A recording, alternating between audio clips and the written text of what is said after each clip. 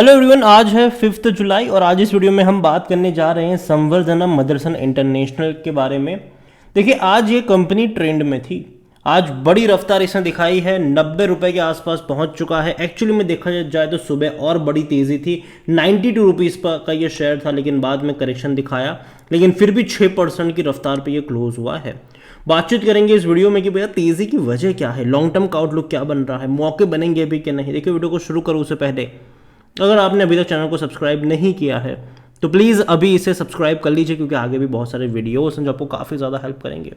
तो 90 रुपये पर शेयर पहुंच चुका है संवर्धना मदरसन इंटरनेशनल का। हालांकि आज तेज़ी ज़्यादा थी, 92 रुपीज़ पर गया था, लेकिन बाद में थोड़ा सा करेक्शन दिखा, लेकिन फिर भी 6% की तेज़ी है। एक महीने में 12% की रफ्तार पकड़ चुका है। 12-12.5% की बड़ी रफ्तार इसने पिछले एक महीने में दिखाई है। 80 से 90 पर गया है। लेकिन देखो, जब भी बड़ा बाउंस बैक दिखाया है, थोड़ा टाइम के लिए करेक्शन भी आया है, फिर उससे बड़ा बाउंस बैक आया, फिर थोड़ा सा करेक्शन आया, फिर उससे बड़ा बाउंस बैक आया। हो सकता है कि थोड़ा सा और ऊपर जाए, लेकिन बाद में थोड़ा सा करेक्शन दिखाएगा, फिर वापस बड़ा बाउंस बैक दिखाएगा। तो ये ट्रेंड रहा है इस कंपनी का। अगर एक साल की अगर हम बात करें तो 16% की तेज़ी है, लेकिन जो लो था ना अभी हाल फिलहाल में कुछ ही दिनों पहले, वो 62 रुपीज़ का था। वहाँ से 90 का सफ़र वो भी बहुत ही कम वक्त में तय किया है इसने। बड़ी रफ्तार आई है, बहुत कम देखने को मिलता है इतनी बड़ी तेज़ी, तो काफ़ी अच्छी रफ्तार है। हालांकि अभी जिस लेवल पर है वो थोड़ा सा रिस्की लेवल ज़रूर है, लेकिन फिर भी जो खबरें आ रही है और उस खबर की वजह से ही ऐसा हुआ है कि शेयर में आपको एक बड़ी रफ्तार देखने को मिल रही है, क्योंकि खबर अच्छी आई है जिसके चलते बड़ी रफ्तार देखने को मिली। अगर ये खबर नहीं आई होती तो चांसेस ज़रूर था कि 90 का जो लेवल है वो शायद इसको थोड़ा सा परेशान कर सकता था, क्योंकि एक रजिस्टेंस बैठा ज़रूर है वहाँ पर। अगर बात करी जाए उस खबर को लेकर, तो खबर यहाँ पर यह है कि भैया इंडियन ऑटो पार्ट्स मेकर संवर्धना मदरसन इंटरनेशनल ने जो जापानीज कंपनी है याचियो, जिसका अधिग्रहण होंडा के पास था, वो खरीद लिया है। और ये डील जो हुई है वो काफ़ी बड़ी डील है, ठीक है। यहाँ पर अगर आप देखोगे तो मेजोरिटी स्टेक जो है वो इन्होंने खरीद लिए हैं याचियो से। और यहाँ पर देखने की कोशिश करें तो कितना वैल्यूड हुआ है, तो जापानीज येन के मुकाबले 22.90 बिलियन डॉलर की ये डील है। अगर हम डॉलर में कन्वर्ट करेंगे तो 158 मिलियन डॉलर की ये डील बनती है फॉर 100% स्टेक। अब यहाँ पर होंडा के पास करंटली इस कंपनी के 50.40% का स्टेक है, ठीक है। होंडा के पास याचियो कंपनी का 50.40% का स्टेक है, लेकिन जो ट्रांजेक्शन होना है, तो यहाँ पर देखो होगा क्या पता है। As part of the transition, Honda will first buy out the entire public stake of Yachiyo via tender offer and retain Yachiyo's two-wheeler business. So सबसे पहले Honda की जिम्मेदारी ये होगी कि जो पब्लिक स्टेक है उसको बाय आउट करें, ठीक है। अब उसके बाद क्या होगा कि जो संवर्धना मदरसन इंटरनेशनल है वो अक्वायर करेगा 81% स्टेक इन याचियो का जो 4-व्हीलर बिजनेस है वहाँ पर, वाइल होंडा जो है वो 90% का स्टेक होंडा के पास रहेगा, 19% का। अब ये डील बड़ी क्यों है, क्योंकि जिस कंपनी को खरीदने जा रहा है संवर्धना, वो कंपनी करती क्या है, तो वो ऑटोमोबाइल पार्ट्स बनाने वाली कंपनी है। जैसे कि सनरूफ हो गया, फ्यूल टैंक हो गया, एंड रीसिन प्रोडक्ट वगैरह हो गया, तो ये बनाने वाली कंपनी है। मदरसन सुमी क्या करती है, ये भी ऑटो पार्ट्स एंड इक्विपमेंट बनाती है, लेकिन जो पार्ट्स ये लोग बना रहे वो नहीं बनाती है, ठीक है। तो कंपनी को फ़ायदा मिलेगा इस एक्विजिशन से। रिसर्च एंड डेवलपमेंट कैपेबिलिटी जो है वो जिस कंपनी के पास है उससे। और इसके अलावा देखो, होंडा के साथ इन्होंने डील करी है, तो लॉन्ग टर्म में होंडा के साथ भी इनकी डील होगी, जिसके चलते ये हो सकता है आने वाले दौर में कि होंडा इनका एक बहुत बड़ा क्लाइंट भी बन जाएगा। जैसे कि ऑटो एंसिलरीज में अगर हम देखने की कोशिश करें तो यहाँ पर मदरसन सुमी का जो बड़ा क्लाइंट इंडिया में है वो टाटा मोटर्स है यहाँ पर। इसके अलावा अगर हम बात करने जाए तो एक और मारुति भी है इनका बड़ा क्लाइंट। तो ये दो बड़े क्लाइंट्स हैं इनके। और हालांकि फॉरेन की अगर हम बात करें तो भैया बड़े बड़े ऑटोमोबाइल जाइंट इनके क्लाइंट, जिसमें से BMW की बात करें, मर्सिडीज़ की बात करें, इसके अलावा फॉक्सवैगन की बात करें, वो सब इनके क्लाइंट हैं। और अगर ऐसे में होंडा भी यहाँ पर जुड़ जाता है एक अच्छे लॉन्ग टर्म पार्टनरशिप के लिए, तो ये बहुत बड़ी बात होगी।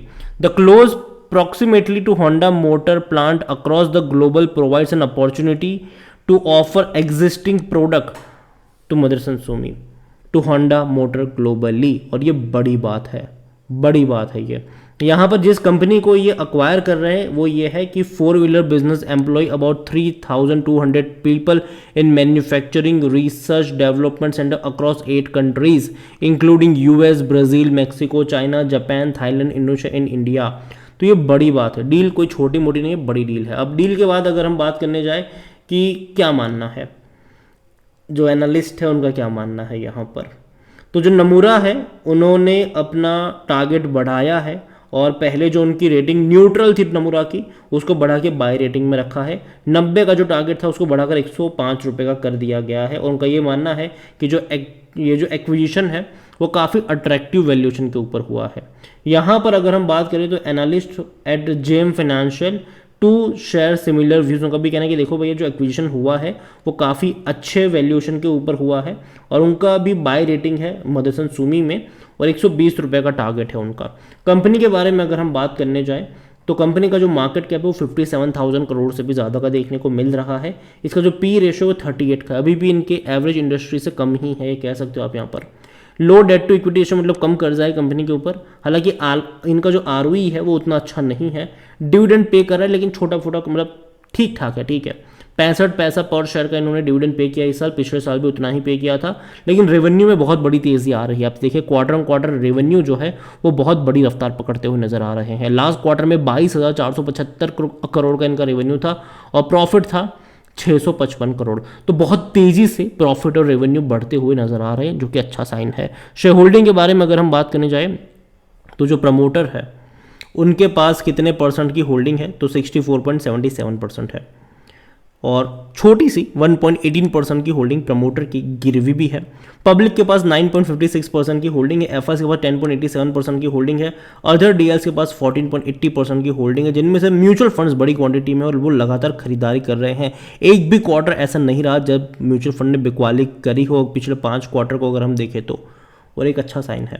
11.44% लेकर बैठे हैं, 3.11% है इंश्योरेंस कंपनीज के पास। तो ओवरऑल देखा जाए तो फंडामेंटली स्ट्रॉन्ग कंपनी है मदरसन सुमी, संवर्धना मदरसन कह लो आप इसको, नाम चेंज हो चुका है। और कुछ पिछले साल अगर हम देखें तो ये जो कंपनी है Motherson Sumi wiring India limited, ये भी इसी का पार्ट थी पहले, बाद में ये इससे अलग हुई, डीमर्ज हुई, और जिनके पास मदरसन सुमी के शेयर्स थे उनको इसके भी शेयर्स मिले और उसके बाद इन्होंने बोनस भी दे दिया था। तो देखा जाए तो ये कंपनी का जो शेयर प्राइस है मुझे लगता है कि आने वाले दिनों में भी आपको 100 रुपये या 150 रुपये के आसपास होगा। और जब भी यहाँ पर मुझे लगता है कि जब भी ये 120 से 150 के रेंज में जाएगा संवर्धना मदरसन इंटरनेशनल का शेयर, ये आपको बोनस अनाउंस करते नज़र आ जाएंगे और शेयर प्राइस फिर से एडजस्ट हो जाएगा। तो मैं यही कहूँगा कि मैं नहीं मानता हूँ कि शेयर आज आपको 200, 300, 500 पे कभी भी ये नज़र आएगा। जब भी तेज़ी आएगी बोनस अनाउंस हो जाएगा, वापस एडजस्ट हो जाएगा, लेकिन जो पैसा बनेगा वो बोनसेस के थ्रू बनेगा। कंपनी अच्छी है, कंपनी अपने ऑटोमोबाइल बिजनेस के साथ साथ अपने नॉन ऑटोमोबाइल बिजनेस को बहुत हैवीली एक्सपांड कर रही है। कई छोटे मोटे कई बड़े एक्विजिशंस इन्होंने पिछले कुछ सालों में किए हैं, जिसका नतीजा ये है कि कंपनी के रेवेन्यू प्रॉफिट में एक बढ़ोतरी देखने को मिल रही है। तो नज़र रखिए यहाँ पर। और 90 का जो लेवल है मेरे हिसाब से अगर इस लेवल को सक्सेसफुली ब्रीच कर पाता है ये, तो एक ब्रेकआउट आएगा, 100 रुपये के आसपास नज़र आएगा। लेकिन अगर इस लेवल को सक्सेसफुली ये लोग ब्रीच नहीं कर पाते तो शायद हो सकता है कि 80 रुपये के भी लेवल देखने को मिल जाए यहाँ पर। बस ये है कि एक ब्रेकआउट मिलना चाहिए, क्योंकि इससे पहले भी 90 रुपये का लेवल था जिसने इसको परेशान किया था। इस बार देखते हैं कि वो इसको तोड़ भी पाता है कि नहीं। तो फंडामेंटल कंपनी स्ट्रांग है तो बेचना नहीं चाहिए, पोर्टफोलियो में है तो। खरीदारी की जहाँ तक बात है, कभी भी धीरे धीरे थोड़ी थोड़ी क्वांटिटी ऐड कर सकते हो, लेकिन हाँ पेशेंस रखना ज़रूरी है, क्योंकि कई बार ऐसा भी होता है कि लंबे समय तक ब्रेकआउट नहीं आता तो लोग परेशान हो जाते हैं यहाँ पर। तो पेशेंस हो तो ही बाय करिए यहाँ पर। इसके अलावा जो मदरसन सुमी वायरिंग है 58 रुपीज़ का शेयर है, इसमें तेज़ी नहीं आई है, जबकि इस पेरेंट कंपनी में आ चुकी है। और अगर आप चाहते हैं कि मैं इसके ऊपर भी एक डिटेल वीडियो बनाऊं तो कमेंट में मदरसन सुमी वायरिंग लिखिएगा। जितनी ज़्यादा कमेंट आएगी उतना जल्दी वीडियो आएगा। वीडियो को यहीं पे एंड करूँगा। पसंद आया हो तो लाइक करो, शेयर करो, चैनल अगर पहली बार हैं तो प्लीज़ सब्सक्राइब करें। इसके अलावा एनालिसिस के लिए जिस पोर्टल का मैं इस्तेमाल कर रहा हूँ ट्रेड ब्रेन्स, अगर आप भी इसको यूज़ करना चाहते हैं तो लिंक मैं आपको डिस्क्रिप्शन में दे दूंगा। कई सारे बेहतरीन फीचर्स है यहाँ पर, जहाँ पर आप एक क्लिक में फंडामेंटली स्ट्रॉन्ग पेनी स्टॉक को ढूंढ सकते हैं, अच्छा डिविडेंड पे करने वाली कंपनी ढूंढ सकते हैं, डेट फ्री कंपनियों को भी ढूंढ सकते हैं। इसके अलावा जो बड़े बड़े इन्वेस्टर्स हैं वो क्या खरीद रहे हैं, उनका पूरा पोर्टफोलियो आप चेकआउट कर सकते हैं। इनके पोर्टफोलियो में कई कंपनियां ऐसी मिलेगी जिसका नाम तक आपने सुना नहीं होगा, तो लिंक डिस्क्रिप्शन में है। और इसके अलावा हाल फिलहाल में मिड ईयर सेल चल रहा है जहां पर आप 70% डिस्काउंट भी आपको मिलेगा। तो जाइए, लिंक डिस्क्रिप्शन में है और सेल का फ़ायदा उठाइए। वीडियो को यहीं पे एंड करता हूँ, पसंद आया हो तो सब्सक्राइब ज़रूर करिएगा। Thank you.